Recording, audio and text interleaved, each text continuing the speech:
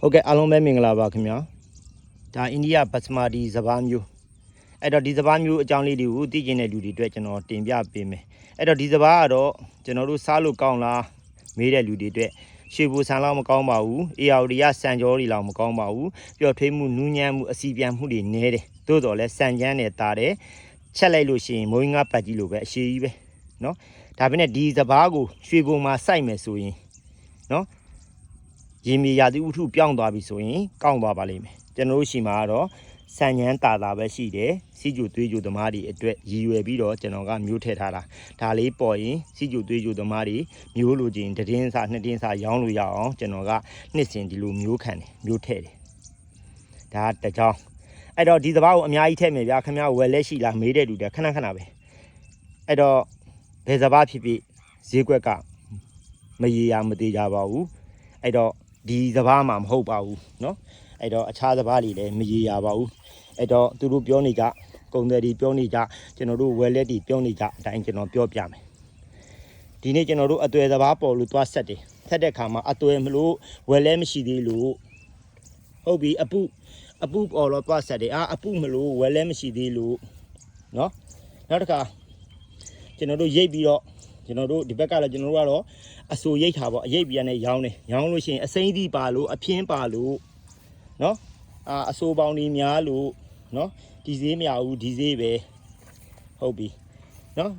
ကြိတ်တယ်အချောက်တစ်ပါးတွေကြိတ်လိုက်ပြန်တော့စံသားမကောင်းလို့ဘိုက်ဖြူနေလို့စံနီသီးပါလို့အဲ့ဒါတွေကတစ်မျိုးပေါ့เนาะအဲ့တော့သူတို့ရဲ့ပေးခြင်းတဲ့ဈေးနဲ့ကျွန်တော်တို့ရောင်းနေရတယ်သူတို့ပေးတဲ့ဈေးနဲ့ရောင်းနေရတယ်အဲ့လိုဝယ်မှကျွန်တော်တို့ကကျေးဇူးတော်တင်းနေရသေးတယ်ဟုတ်ပြီကျွန်တော်တို့ရဲ့စပားဈေးကွက်ကအဲ့လိုအနေထားမှုဖြစ်နေတယ်ဒါဆိုရင်ကျွန်တော်တို့ကဒီစပားဖြစ်ဖို့အတွက်ကိုတွင်းအားစုတွေလိုအားတွေเนาะကျွန်တော်တို့ငွေအားလူအားเนาะဤပညာဘိုင်းတွေကအများကြီးထည့်ရတယ်ထည့်ရတဲ့ခါကျဓာတ်တွေဒီဈေးမရဘူးဆိုရင်နောက်နှစ်ကကျွန်တော်တို့ထည့်နိုင်မှာအားနည်းသွားပြီနောက်နှစ်ကလိုအားလည်းမထည့်နိုင်တော့ဘူးတွင်းအားစုလည်းမထည့်နိုင်တော့ဘူးကျွန်တော်တို့ပြီးကပြစ်တွေဖြစ်မဲ့လက္ခဏာကျွန်တော်မြင်နေပြီအခုလာမဲ့မိုးမှာအဲ့တော့အခုနေရလဲစပားတွေကအခြေအနေမကောင်းကျွန်တော်ကွင်းတွေကိုလိုက်လေ့လာတဲ့အခါမှာအရင်နှစ်တဲ့စပားတွေဒီအထွက်ရော့မယ်ကျွန်တော်တို့အားနည်းနေတယ်မကောင်းတာတွေတွေ့နေတယ်ဒါလည်းအကြောင်းတွေရှိတာပေါ့နော်အဲ့တော့အခုကျွန်တော်စပားရောဘယ်လောက်ထွက်မလဲကျွန်တော်စပားလဲဒါ100ဝန်းကျင်လောက်ပဲထွက်မယ်နော်100ဝန်းကျင်ပဲထွက်မယ်တကယ်ကောင်းရင်ဒီစပားဒီ150 160တီးပါတယ်ဘယ်လိုအနေထားမျိုးလဲဆိုရင်ကျွန်တော်ရှင်းနာကြရင်ပြမယ်နော်ရှင်းနာကြအဲ့အနေထားမျိုးဆိုရင်150 160တီးပါတယ်အခုဒီစပားကရောဘာလို့မတီးတာလဲကြွက်နဲ့ငှက်နဲ့ဖြတ်သွားလို့ပါကြွက်ကလည်းအထဲမှာမဆန့်ဘူးပဲကြိုက်ထားတာဒီအများကြီးပဲငှက်ကလည်းအခုတောက်လျှောက်ကျနေပါပြီအုပ်လိုက်ပါပဲနော်ဒါကြောင့်မို့ဒီစပားဒီ100ဝန်းကျင်ထွက်ရင်ကံကောင်းပဲဒါနှစ်စဉ်ဒီစပားဒီ100ကျော်ထွက်ပါတယ်ဟိုအရင်ဆုံးနှစ်ကဆိုရင်ကျွန်တော်160ဒီထွက်တယ်ဒါကြွားမပြောဘူးအဲ့တော့160ထွက်တဲ့အနေထားကိုကျွန်တော်ရှေ့ကြရင်ပြမယ်အဲ့တော့ကျွန်တော်တို့တောင်သူဘဝကနော်အသွယ်မလို့အပုမလို့စံဒီပါလို့အစိမ့်ဒီပါလို့နော်ခုနကစံသားမကောင်းလို့စံသားမကြည်လို့ဘိုက်ဖြူလို့ဆိုတဲ့ဈေးတွေနဲ့အမြဲတမ်းနှိမ်ခမ်းနေရတာသူတို့ပေးခြင်းနဲ့ဈေးနဲ့ကျွန်တော်တို့ရောက်နေရတယ်ဝယ်တာလောင်ကျေးဇူးပြန်တင်နေရသေးတယ်ဒီကလည်းအကျွေးတွေကမနေတော့ဘူးလေအဲ့တော့ဝယ်တာလောင်ကျေးဇူးတင်ရသေးတယ်မဝယ်လို့ကြာသွားပြီဆိုရင်ကျွန်တော်တို့အဆိုသမားတွေကျွန်တော်တို့ကအဆိုရိတ်တယ်ကျွန်တော်တို့ဘက်ကွင်းတွေကအဆိုရိတ်ပြီးချက်ချင်းရောင်းတယ်52ပေါင်14ပိဿ50နဲ့ရောင်းတဲ့အခါမှာဝယ်မယ်ဟုတ်ပြီရိတ်ပြီးလဲပြီးတော့ဒီနေ့ကအလုပ်ယုံပိတ်လို့အလုပ်သမားမရှိလို့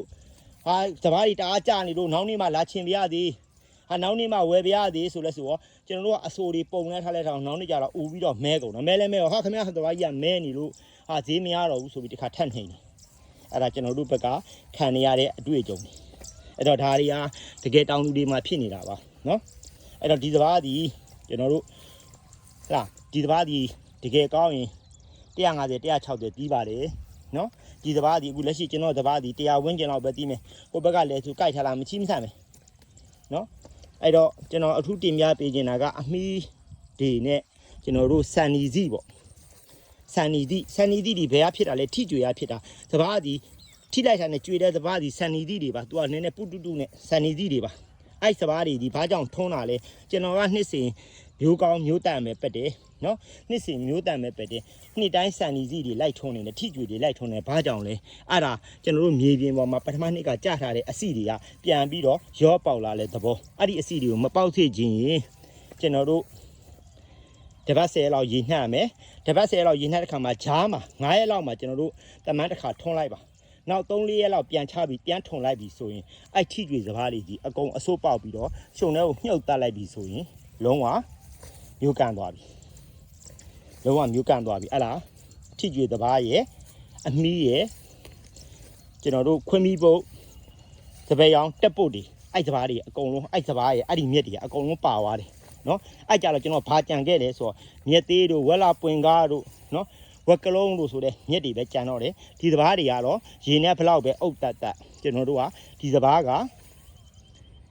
မြေကြီးအပေါ်ပေါ်သွားတာနဲ့ရေလွတ်သွားတာနဲ့နေရောင်ကြီးနဲ့တွေ့တာနဲ့ထပြီးအစိုးပေါက်တဲ့စဘာတွေကြတော့ကျွန်တော်တို့ရေလွတ်ထားနဲ့ပေါက်တဲ့စဘာတွေကြတော့တတ်လို့မရတော့ဘူးအဲ့ဒါကြတော့ကျွန်တော်ကဆေးဖြန့်တက်အဲ့တော့ဒါမှဒီလည်းမဟုတ်မှစာပတိတွေကြာနေပြီနော်မှာ